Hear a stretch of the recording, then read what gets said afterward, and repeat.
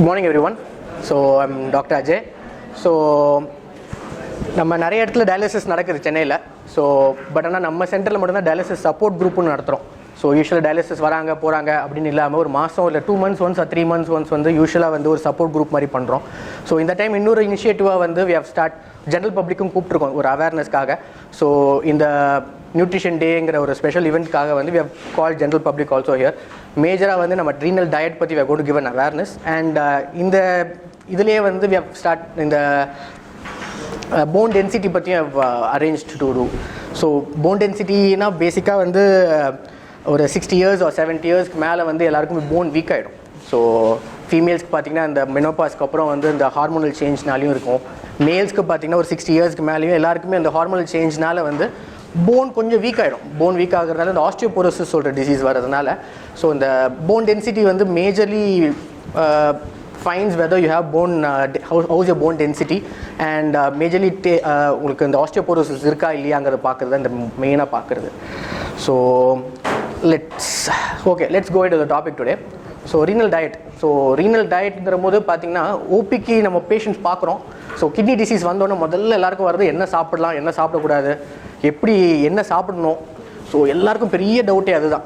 So majorly I just want to talk about நிறைய myths இருக்குது. So இங்கே general பப்ளிக்கும் இருக்கிறதுனால வந்து என் டாபிக் வந்து ஜென்ரல் பப்ளிக்கும் இருக்கும் டயாலிசிஸ் பேஷண்ட்ஸ்க்கும் இருக்க போகுது. ஸோ அதனால் நான் சொல்லும் போதே சொல்லிட்டே சொல்கிறேன் யார் எதுக்கு யார் எந்தெந்த விஷயம் வந்து ஜென்ரல் பப்ளிக்கு எந்த டாபிக் டயாலிசிஸ் பேஷண்ட் சொல்லிட்டே சொல்கிறேன். ஸோ கன்ஃபியூஸ் ஆக வேணாம் சரிங்களா. So first point. ஸோ முதல்ல வந்து பார்த்திங்கன்னா ரீனல் டயட்டில் முக்கியமாக நம்ம சொல்கிறது வந்து சால்ட். ஸோ சால்ட் தான் ரொம்ப ரொம்ப ரொம்ப மோசங்க. ஸோ சால்ட் எவ்வளோ எடுக்கிறோமோ அவ்வளவும் மோசம் சரிங்களா. நம்ம நார்மலாக பார்த்தீங்கன்னா எவ்வளோ ரெக்கமெண்டட் சால்ட் எடுக்கணும் அப்படின்னா we have to take around ஒரு 4 to 5 grams of salt per day அவ்வளோதான் எடுக்கணும்.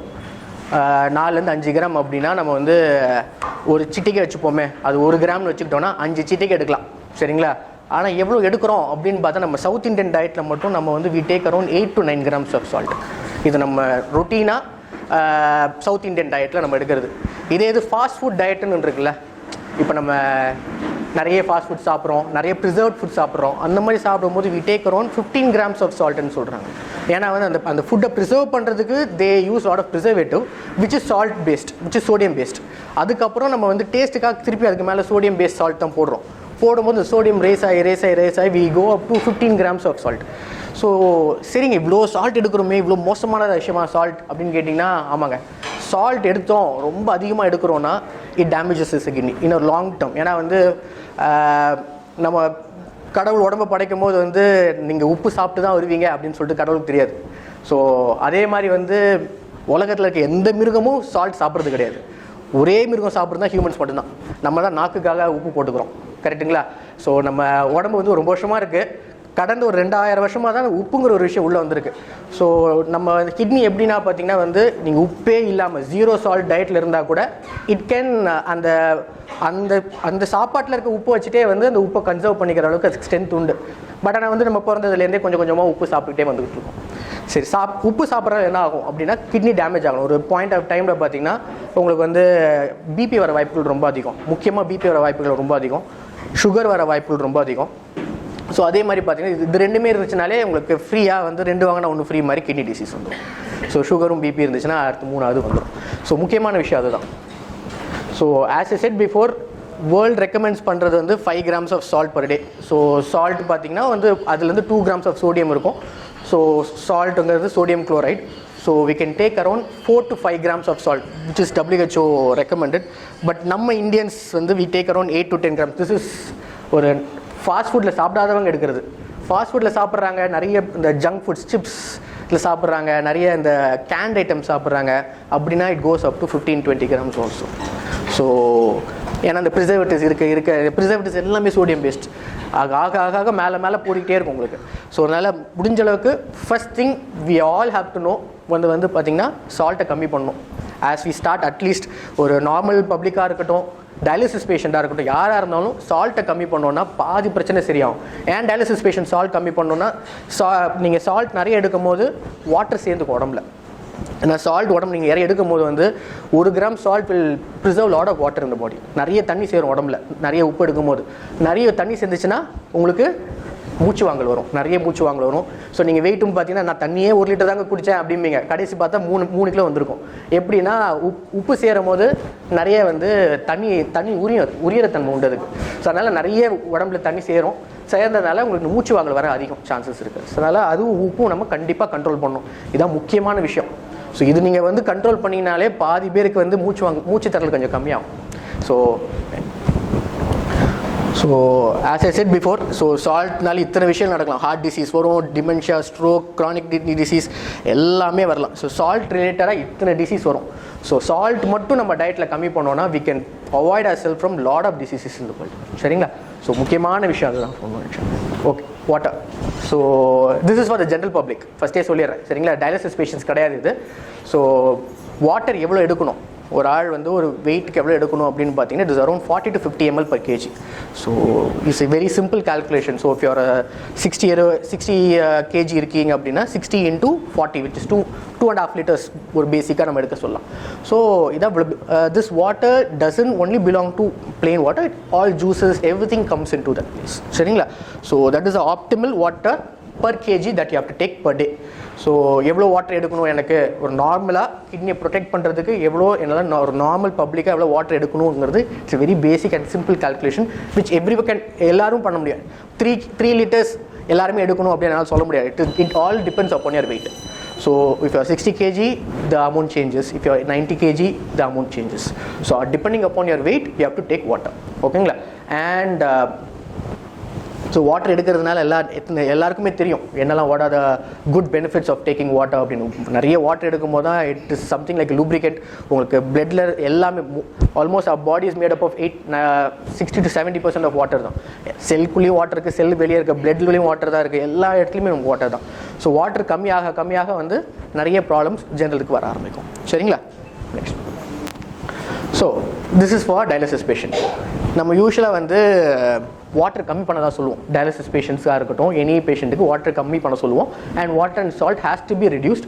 வாட்டர் அதிகமாக எடுத்துக்கிட்டிங்க அப்படின்னா ஆஸ் யூ ஆல் நோ பல்மனடிமா வரலாம், பல்மனடிமா மூச்சு வாங்குறது வரலாம், அவங்களுக்கு கால் கை வீக்கம் வரலாம். அதே மாதிரி பார்த்தீங்கன்னா பிபியும் ரொம்ப அதிகமாகும். ஸோ அதனால் ஃபார் ஜென்ரல் பப்ளிக் இந்த amount of water. But once your kidney function comes down, as I said kidney வந்து it's is not able to push all the water outside. So யூரினே வரது கொஞ்சம் கம்மியாகிடும். அந்த மாதிரி இருக்கும்போது வந்து கொஞ்சம் வாட்டர் வந்து depending upon stage of disease we always ask you to reduce the water intake. So for dialysis பேஷண்ட்ஸ்லாம் we ask them to take less than a liter. So normal ஒரு இண்டிவிஜுவலுக்கு we can ask them to take around 2.5 to 3 liters. But dialysis வரைக்கும் போகிறாங்க அப்படின்னா அந்த இது குறைஞ்சிக்கிட்டே வரும். 3 litersலேருந்து 0.5 கரைஞ்சிட்டே வந்துட்டு probably we'll ask them to take around less than 1 liter per day. So next is potassium. So potassium is the next important salt after sodium. So மயோசைட்டுன்னு சொல்லுவோம். அந்த மயோசைட் துடிக்கிறதுக்கு, அதாவது ஹார்ட் துடிக்கிறதுக்கு பொட்டாசியம் ரொம்ப இம்பார்ட்டன்ட். இந்த பொட்டாசியம் உள்ளே போனால் தான் துடிக்கும். அதே மாதிரி வந்து பீட்டா செல்ஸ்குள்ளே வந்து இந்த பொட்டாசியம் உள்ளே போனால் தான் இன்சுலின் சுரக்கும். ஸோ அதனால் இந்த பொட்டாசியம் வந்து ஒரு செல்லுக்குள்ளே உள்ளே போய் வெளியே வரும். எப்பயுமே இந்த போய் வெளியே வரதுலேயே நிறைய விஷயங்கள் நடக்கும் உடம்புல. நிறைய இப்போ நான் சொன்ன 2 விஷயம், ஒன்று ஹார்ட் துடிக்கிறதுலேருந்து உங்களுக்கு வந்து இன்சுலின் சுரக்கிற வரைக்கும் potassium plays a major role in the body. ஆனால் பொட்டாசியம் பார்த்தீங்கன்னா எப்பயுமே ஒரு லோவர் லிமிட்லேயே தான் இருக்கும் உடம்புல. பார்த்தீங்கன்னா நார்மல் ரேஞ்சஸ் அரௌண்ட் 3 to 5 தான் இருக்கணும். அதுக்கு மேலே போகாது. ஏன் அப்படின்னா அதுக்கு மேலே போச்சுன்னா அதுக்கு நிறைய டாக்ஸிசிட்டி உண்டு. ஸோ பொட்டாசியம் வந்து நார்மல் பேஷண்ட்ஸை விட ஒரு ரீனல் பேஷண்ட் இருக்காங்கன்னா முதல் விஷயம் நம்ம சொல்கிறது பொட்டாசியம் கம்மி பண்ணுங்கன்னு சொல்லிடுவோம். ஸோ ஒரு ரீனல் டயட்டில் after salt next is potassium எப்பயுமே. ஸோ ஏன் பொட்டாசியம் வந்து இவ்வளோ இம்பார்ட்டன்ட் சொல்கிறீங்க, ஏன்னா பொட்டாசியம் ஏன் கம்மி பண்ணணும்னு சொல்கிறீங்க அப்படின்னா whenever renal function comes down, what happens is your kidney cannot manage the potassium. First வந்து மேனேஜ் பண்ண முடியாமல் உங்களுக்கு ஈவன் சோடியம் கூட நார்மல் லெவல்ஸில் இருக்கும், பொட்டாசியம் டக்குன்னு மேலே கீழே கூடிடும். ஸோ பொட்டாசியம் மேலே ஆனால் என்ன ஆகுங்க அப்படின்னு கேட்டால் நம்ம ஃபஸ்ட்டே சொன்ன மாதிரி ஹார்ட் எக்ஸைட் ஆகுறது because of potassium going inside. நிறைய பொட்டாசியம் ஆனால் என்ன ஆகும், எக்ஸைட்மெண்ட் ரொம்ப அதிகமாக இருக்கும், ஹார்ட் ஃபாஸ்ட்டாக துடிக்க ஆரம்பிச்சிடும், கடகடன்னு ஃபாஸ்ட்டாக துடிக்க ஆரம்பிக்கும். ஒரு பாயிண்ட்லேருந்து ஹார்ட் வீக் ஆகிடலாம். So that can happen. So potassium ரொம்ப அதிகமாக இருக்கும் போது அதே மாதிரி பார்த்தீங்கன்னா மசில் ஃபெட்டிக்னஸ் நிறைய விஷயங்கள் இதே மாதிரி lot of things can happen. And that is about potassium. And potassium இதில் ரொம்ப அதிகமாக இருக்கும் பார்த்தீங்கன்னா நிறைய சொல்லுவோம். ஸோ ஃப்ரூட்ஸில் வந்து we ask them to take only few fruits. Lot of fruits have high potassium. மேஜராக வந்து எந்த ஃப்ரூட்ஸ்லாம் எடுக்கலாம் அப்படின்னா வந்து we can take apple, we can take pear, we can take guava, we can take papaya. and we can take pineapple to an extent. So these are the 5 fruits which has ஓரளவுக்கு normal amount of potassium. So எவ்வளோ எடுக்கணும்னா உங்களுக்கு ஆப்பிள்னா you can take 1 apple per day, பியர்னாலும் 1 pear per day you can take. Guava, small guava means you can take 2 guavas. Papaya or பைனாப்பிள்னா you can take a bowl. நான் நேற்று pictures எடுக்கிறதுக்காக நெட்டில் தேடிக்கிட்டே இருந்தேன். தேடும் போது ஒரு ஃபோட்டோ கூட எந்த ஃபோட்டோவும் கரெக்டாக இல்லை, எல்லாமே தப்பாக தான் இருக்குது. ஒன்றில் வந்து பப்பாயா வந்து ஹை பொட்டாசியம் போட்டிருக்காங்க, ஒன்றில் பப்பாயா லோ பொட்டாசியம் போட்டிருக்காங்க. ஸோ நான் பார்த்துட்டு இருந்தேன், சரி நமக்கே எவ்வளோ கஷ்டமாக இருக்குது, பேஷண்ட் ரொம்ப because I know the list. So பிக்சர்ஸாக போட்டால் தான் பெட்டராக இருக்கும் சொல்லிட்டு நிறைய தேடிட்டு இருந்தேன் நேற்று. எல்லாமே தப்பாக இருந்துச்சு சார். பாப்பா சார் ஒன்று கூட கரெக்டாக இல்லை. எல்லா ஃபோட்டோவும் ஒன்றில் பப்பாயா லோன்னு போட்டிருக்கான், ஒன்று லோ ஹைன்னு போட்டிருக்கான். நமக்கு அளவு தெரியும். பப்பாயா பார்த்தீங்கன்னா நீங்கள் 100 grams ஆஃப் பப்பாயா எடுத்திங்கன்னா நல்லது, ரொம்ப பொட்டாசியம் ஹை கிடையாது. It is good for diabetes also, diabetic friendly fruit also. But ஆனால் வந்து ஒரு ஃபோட்டோவில் மாற்றி கொடுத்துருக்காங்க. கூகுள் வந்து it is not giving a correct. So potassium பொறுத்த வரைக்கும் இந்த நான் சொன்ன 5 fruits you can follow which is good for your diabetes as well as your kidneys. These 5 fruits are good. அது தவிர்த்து பார்த்தீங்கன்னா வெஜிடபிள்ஸில் you have to avoid green leafy vegetables majorly. Green leafy vegetablesனா spinach you have to avoid if you have renal disease. If you have renal disease, you have to avoid spinach. So all green leafy vegetables has to be avoided because it has lot of potassium. அதே மாதிரி all potatoes, அந்த கிழங்கு வகைகள் சொல்கிறாங்க பார்த்தீங்களா, இதெல்லாம் வந்து you have to avoid. These 2 things you have to avoid. அதுக்கப்புறம் broccoli and cauliflower, these also has lot of potassium. So இதெல்லாம் அவாய்ட் பண்ணணும் கண்டிப்பாக. ஸோ இவ்வளோ ப்ளஸ் இன்னும் நிறைய வெஜிடபிள்ஸ் இருக்குது, பண்ணோன்னா ரொம்ப கஷ்டமாகும். இன்னொரு சின்ன ஹேக் என்னென்னா, நமக்கு இந்த வெஜிடபிள்ஸ்லாம் எடுக்கும்போது ஒரு சின்ன ஹேக் என்னென்னா வந்து நம்ம வந்து இந்த ஒரு பாயிலிங் வாட்டரில் இந்த எல்லா வெஜிடபிள்ஸ்லையும் போட்டுட்டு if you boil it and if you pour the boiling water out and then you can cook it. பண்ணும்போது பொட்டாசியம் அந்த வாட்டரில் போயிடும். அந்த மாதிரி பண்ணிட்டு வேணால் ஒரு வாரத்தில் ஒரு தடவை எடுத்துக்கலாம். So that will be safe for you to take. ஓகேங்களா, தட் இஸ் ஒன். ரெண்டாவது பார்த்தீங்கன்னா மீட்டில் பார்த்தீங்கன்னா உங்களுக்கு வந்து ரெட் மீட்டில் நிறைய பொட்டாசியம் யூஸ்வலியாக இருக்கும். சரிங்களா, this is about potassium. Okay, symptoms of potassium already சொன்னது தான். ஹைப்பர் உங்களுக்கு ஹார்ட் பால்பிட்டேஷன், ரொம்ப ஹார்ட் ரொம்ப வீக்காக அடிக்கிற மாதிரி இருக்கும். வீக்னஸ் ஆஃப் மசில்ஸ் இருக்கும் உங்களுக்கு. அரித்மியாங்கிறது ஆஸ் ஏ செட் அந்த ஹார்ட் பீட்ஸ் ரொம்ப அதிகமாக இருக்கிறதுனால வருது. அண்ட் செஸ்ட் பெயின் எல்லாமே most of the time cardiac பேஸ்டாக இருக்கும். உங்களுக்கு மசில் கிராம்ஸ்லேருந்து எல்லாமே வந்து பொட்டாசியம் அதிகமாக இருக்கும்போது வரலாம். அண்ட் இது மட்டும் தானா அப்படின்னு கேட்டிங்கன்னா ஃபார் டயாலிசிஸ் பேஷண்ட்ஸ் பற்றி தெரியும்னு நினைக்கிறேன். பொட்டாசியம் ரொம்ப அதிகமாக போச்சுன்னா வந்து it can be evenly fatal. So ரொம்ப பொட்டாசியம் 7, 8 போச்சுன்னா கூட கேன் பி ரொம்ப ஃபேட்டலாக கூட போகலாம். Right, same thing diabetic. இப்போ நான் சொன்ன அதே fruits plus these fruits are diabetic friendly fruits.